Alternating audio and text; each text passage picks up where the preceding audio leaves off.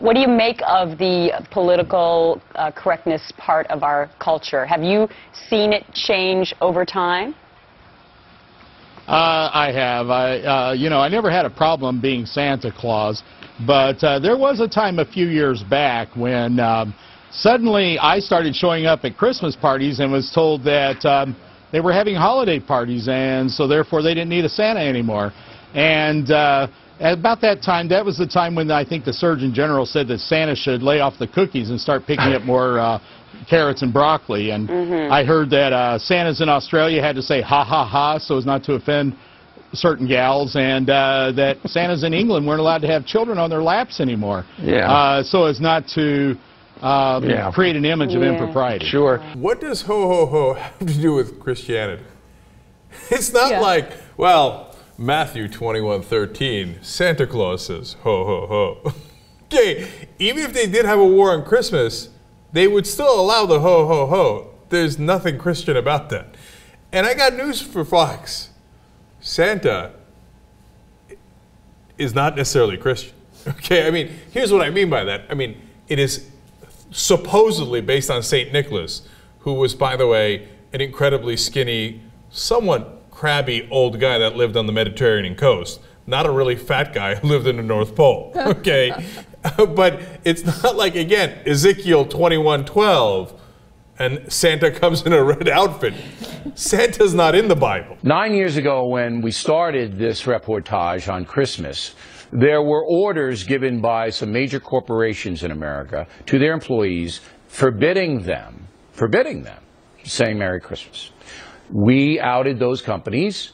They reversed the policy. So today, everybody, as far as we know, any employee can say any Merry Christmas to anybody they want. Then the ACLU, as you know, over the years, an enormous amount of money trying to terrorize certain school districts into browbeating the public schools that you can't have Christmas carols. We've beaten those back. They've lost almost everyone in the courts. Then the state of Rhode Island, as you pointed out, last year said no more Christmas tree, holiday tree. Today, the governor, this season, the Governor Chafee, reversed. All of those things happened because we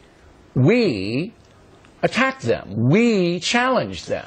So therefore, it isn't a mythical war on Christmas. It's real, and we just won. Good news for you, soldiers out there. You have won the war on Christmas. O'Reilly just told you that. And now, from now on, everybody's saying Merry Christmas. Nobody's saying Happy Holidays, not those evil corporations that were going around wishing people Happy Holidays. Now, are you ready to see the tease that O'Reilly did right before that segment? Watch this. Down Crowley and Combs react to that, to the epidemic of lying in the USA.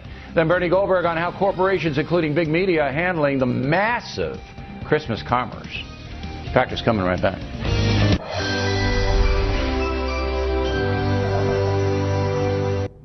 We did not edit that. That is exactly how it ran on Fox News. That is about as big a fail as you could possibly have before you do a segment on how no one is saying Happy Holidays anymore.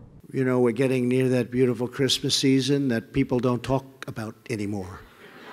They don't use the word Christmas because it's not politically correct. You go to department stores and they'll say Happy New Year and they'll say other things and it'll be red, they'll have it painted, but they don't say, well, guess what?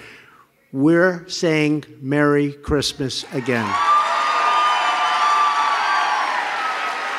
And as a Christmas gift to all of our hardworking families, we hope Congress will pass massive tax cuts for the American people. The American founders invoked our Creator 4 times in the Declaration of Independence. 4 times. How times have changed, but you know what? Now they're changing back again. Just remember that. Religious liberty is enshrined in the very First Amendment of the Bill of Rights.